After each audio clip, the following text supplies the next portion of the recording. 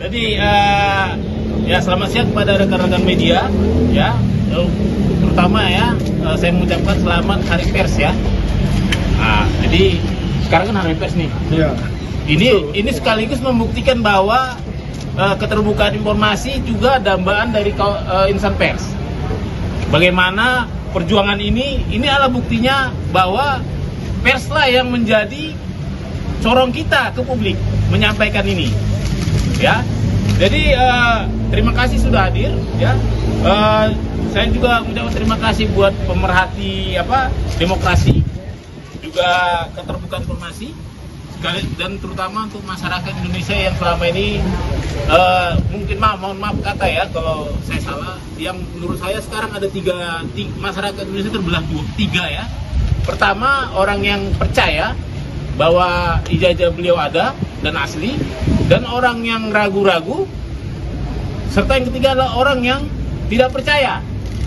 Nah, selama ini kita dijebak pada situasi sudah ranah keyakinan, bukan ranah ilmiah. Nah, dengan adanya ini ya, pada inti kita mencoba menawarkan suatu pendekatan baru, yaitu pendekatan fakta empiris. Karena saya peneliti, inilah hasil fakta empiris itu.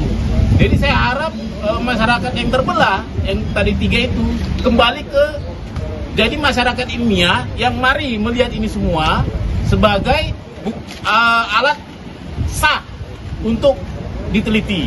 Ya, ini tentunya sama-sama kita tahu bahwa proses ini kita mulai sejak 3 Agustus yang lalu. Dengan proses yang panjang dari awal permintaan informasi, lalu KPU mengeluarkan keputusan 731 untuk mengatakan bahwa informasi saya ditolak karena melanggar keputusan KPU 731. Setelah itu publik marah. Setelah publik marah, DPR juga ikut marah, Komisi 2 ikut memanggil mereka. Lalu setelah itu saya juga mengirimkan keberatan, dan keberatan saya itu dijawab dengan dicabutnya keputusan 731 dan disertai dengan diserahkan juga yang 2 ini, tapi ya dengan 9 item yang disembunyikan. Ya. Nah, lantas saya tidak puas, 9 item itu harus dibuka karena ini dalam rangka demokrasi, yaitu jendela keterbukaan informasi. Akhirnya saya sidang sengketakan di Komisi Informasi Publik, dan sampai 6 kali sidang ya sejak November ya. Akhirnya keputusan KIP mengatakan bahwa saya menang. Permintaan saya membuka 9 item diterima. Setelah itu KPU dikasih kesempatan untuk banding ke petun, dan itu yang ternyata KPU cukup bijak, tidak mau menggunakan uang rakyat untuk melawan rakyat. Ya, dengan kata lain, terima kasih KPU ya. Artinya memang ini buktinya bahwa tak sempat saya simpan ini, selalu langsung saya kasih ke publik.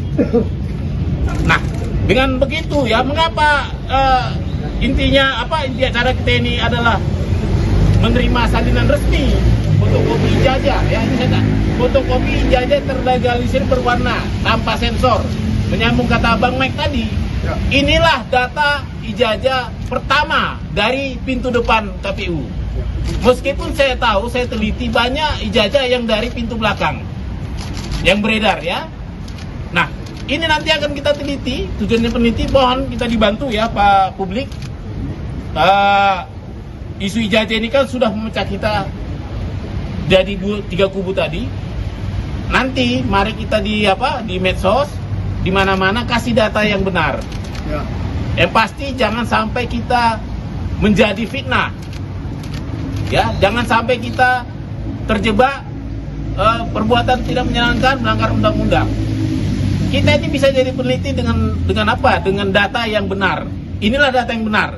Ini resmi dari KPU lembaga negara. Meskipun kan harus ingat bahwa ini memang benar data sekunder, tapi ini belum teruji secara klarifikasi maupun autentikasi. Artinya ini masih asumsi. Jadi mari kita meneliti dengan bijak. Artinya kalaupun nanti ini kita temukan benar atau salah, kita masih butuh yang namanya yang fisiknya, sumber fisik dari fotokopi ini. Ya, jadi dari sini ya saya catat kita ini bisa, ini ada kelebihan dan kekurangannya dari fisik asli fotokopinya. Yang pasti yang kita minta ini kan untuk fotokopi terlegalisir 5 tahun, 5 periode, 2005, 2010, 2012, 2014, 2019. Yang ini baru 2. Nah, yang mengikuti sepanjang zaman itu adalah legalisir ini. Ini selalu identik membawa jejak-jejak administrasi. Ya, bagaimana ini keluar ini nggak sembarangan. Ini pasti ada sebuah proses administrasi di baliknya. Itu bisa kita mintakan juga ke UGM. Dimulai dari siapa yang meminta, siapa yang melegesnya, siapa yang ya KPU yang memverifikasi administrasi. Ya, itu bisa bisa jadi verifikasi validasi dokumen 5 dokumen tadi. Berikutnya kesamaannya ini dengan yang sumber fotokopinya. Saya bilang sumber fotokopi ya, saya belum berani bilang itu asli ya. Sumber fotokopinya, katakanlah asumsinya itu asli ya, adalah semogalah informasi ini ya. Jadi bayangkan bahwa dulu ada alih media informasi ini, alih media dari yang aslinya, katakan aslinya, analognya ke fotokopi. Artinya 100% informasi ini sudah pindah. Misalnya nama, logo, foto, tanggal lahir ya kan, tanda tangan, ini sudah 100% pindah alih media dan 100% bisa dipertanggungjawabkan jika ada yang ingin menelitinya. Misalnya tanda tangan tuh bisa teliti mungkin nanti netizen ada yang ahli tanda tangan yang punya kebetulan dulu meleges pas di tanggal ini. Kan bisa dicek ini tanda tangannya gimana. Seperti Bang Mike tadi juga, ini kan agak beda posisinya, kok geser ya kan. Nah ini juga agak geser ini dengan data-data yang pernah ada. Nah itu juga nanti akan bisa kita teliti ya. Dan juga misalnya ada foto ya, foto juga kita bisa teliti, tapi khusus untuk foto dan materai ini hati-hati. Karena apa? Foto dan ini tidak mengandung warna ya, walaupun katanya ini foto hitam putih, tapi mungkin kalau foto aslinya agak beda juga, nggak harus hitam putih sekali, tapi materai juga itu kan berwarna. Meskipun bisa kita lakukan analisis tapi terbatas ya, tetap terbatas misalnya bentuknya ya. Dan seperti misalnya juga yang kita tidak bisa, kekurangan kita adalah kita tidak bisa uji dokumen fisik, uji forensik ya. Kita tidak bisa uji usia kertas, kita tidak bisa uji usia tinta ya. Kita tidak tahu ukuran aslinya, ini kan 4 ya, tapi kita tidak tahu ukuran aslinya bagaimana. Itu perlu diingat, jangan pernah kita meneliti ke wilayah itu memakai sampel ini, supaya jangan terjadi fitnah. Saya juga tidak suka kalau nanti beliau jadi dipitnah. Memang benar kita publik, tapi tentu kita juga harus punya batas ya, mana yang namanya meneliti dokumen publik, mana namanya melewati batas privasi.